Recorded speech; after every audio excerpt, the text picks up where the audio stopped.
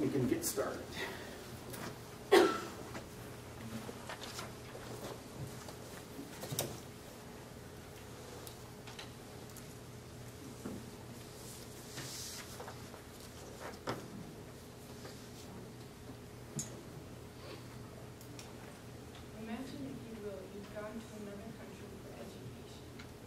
While you're there, you completely have to develop your own language and your own culture and adapt to this new language and this new culture.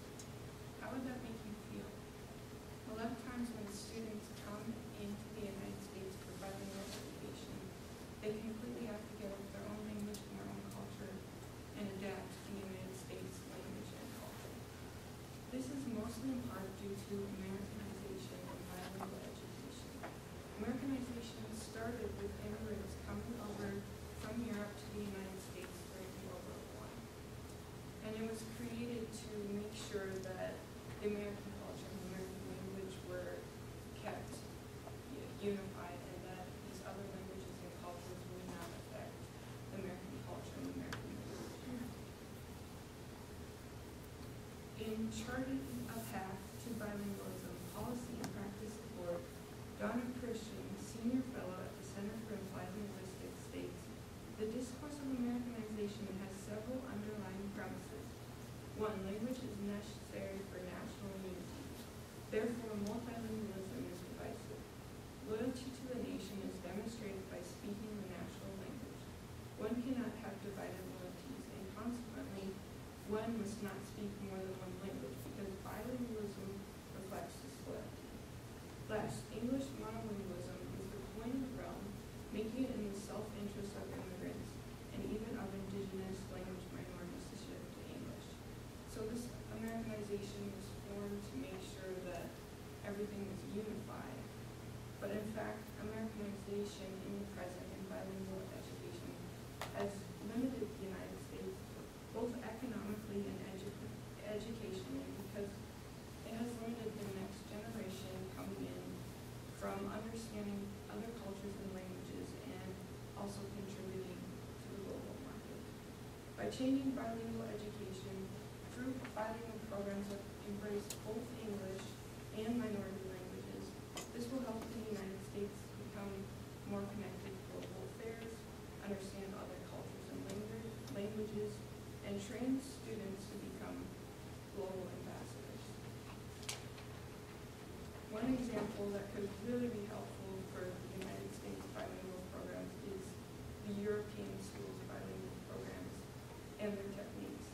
Some of these techniques include emphasizing multiple languages, not simply the majority language, or not simply English, and also emphasizing globalization in schooling, so students can be trained to have a knowledge of other languages and cultures for global affairs and international trade. Throughout European schools' bilingual programs, they have shown really effective methods. And one of these methods includes additive bilingualism. Additive bilingualism, however, is not really supported in the U.S. bilingual programs because of Americanization. We focus more on attractive bilingualism, which encourages students to replace their native language with English or the majority language. Subtractive bilingualism, however, can make students feel like they need to choose between their native language and the majority language that is in the country, or English in the United States. On the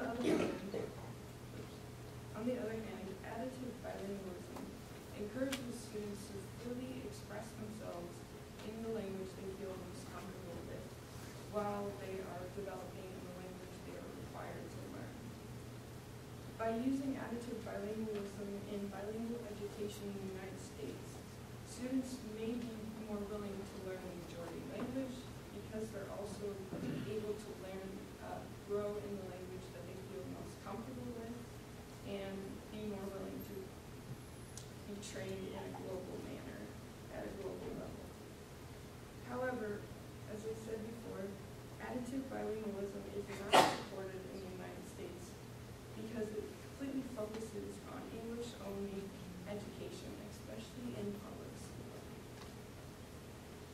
children come to bilingual education programs with multiple languages and multiple cultures, and because of uncomfortable feelings or fear of losing the American culture or language, these cultures and languages are often overlooked or dismissed or pushed aside. Additive bilingualism is also not supported in the United States because of Americanization and how it's kind of the backbone of all bilingual education programs that were formed by the government.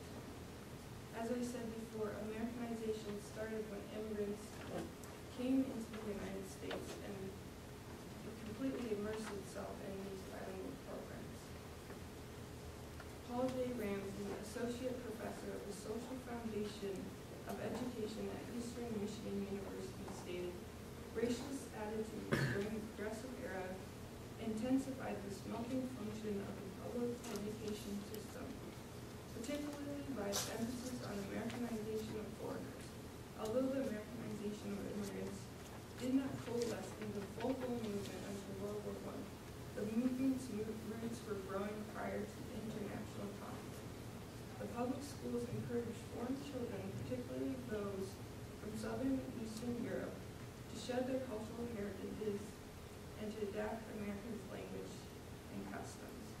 So these ideas of Americanization had been around way before World War I, but they were finally set in stone in bilingual education during World War I, because these ideas were so implemented throughout American history.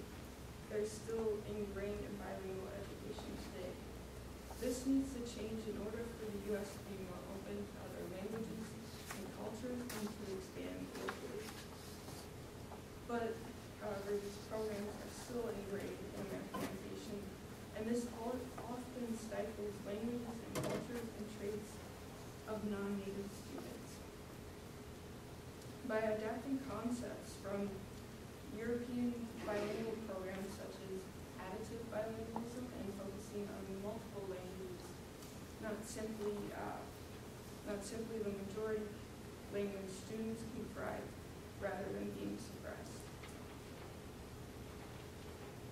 These European models have been extremely effective because they have focused on all sorts of different students, not simply the majority language speaking students or the minority language speaking students, but all students are involved. These school models focus on maintaining the native language of immigrants, the national language of the country, and a second European language for academic use. Also, unlike the United States bilingual programs, majority language speaking students and minority language speaking students are able to learn and build off of each other.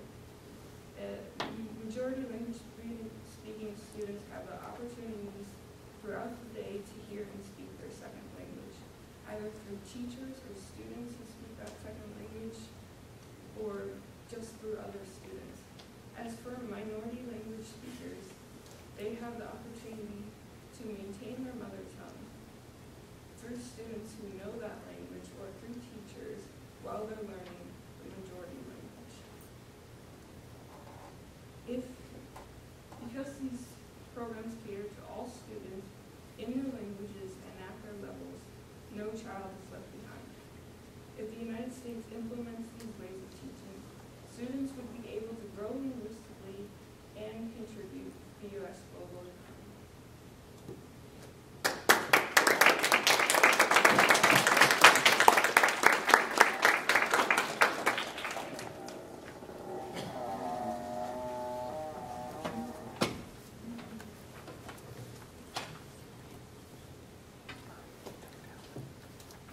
Julia, where and how do you see a little progress being made in the United States? I know that attitude toward Americanization, English only, has been very, very strong, but do you see any progress anywhere? Well, I've been finding these different sources like two-way immersion programs that they cater to majority language speaking students and minority language speaking students. And the minority language speaking students are able to grow in their language and also grow in the majority language. So in those areas I've seen progress. charter schools and private schools, not really in public schools, and there's very limited programs. So there is progress, but not that much for now. Julie, I'm going to push back a little bit because we have a doctoral program in literacy and they're public school teachers who are doing bilingual.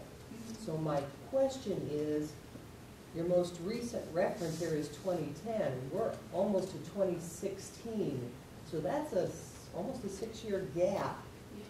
Do you have anything else that's more current to show what's been going on? Yeah, I found a lot of articles that were really recent about just European schools and also the two-way emergent programs. Those are really recent, so there's new information on those. On the European, but not on the American? Oh, on American as well. The two-way emergent programs started in Canada, but then they came over to the United States in 1975. But I found some articles that were more recent. I just use these for the quotes and stuff. All right, so let me talk out of the other side of my mouth now. In light of the fact that not only does Donald Trump want to send them all back to wherever they came from, how do you think that's going to impact this? I think it will cause issues, definitely, if he does become president.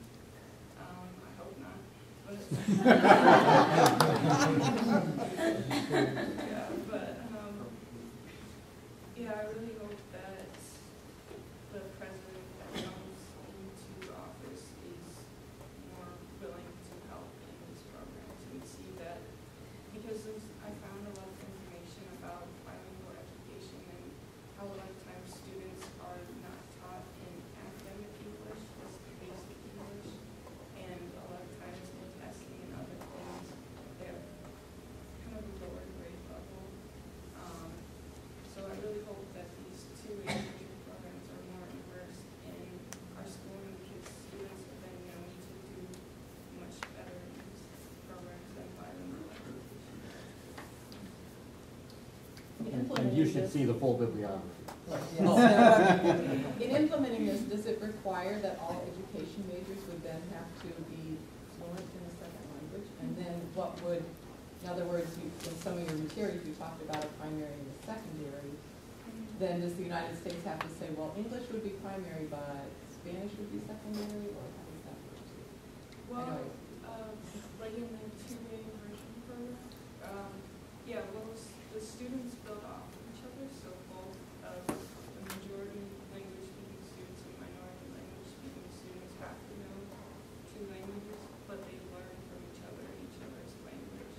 So say if it was Spanish and English, the Spanish-speaking students would help the English-speaking students to learn the language, and the same, like vice versa, with the other majority language-speaking students. They kind of, even though they have to know two languages, they kind of are able to support each other and build off of each other. So in a way that can be really helpful for them. So does the teacher though have to be fluent in both? Yeah. So another requirement for our Yeah. education majors. Yeah, that's the hard part. The education majors are half of the. Thank you, Julia.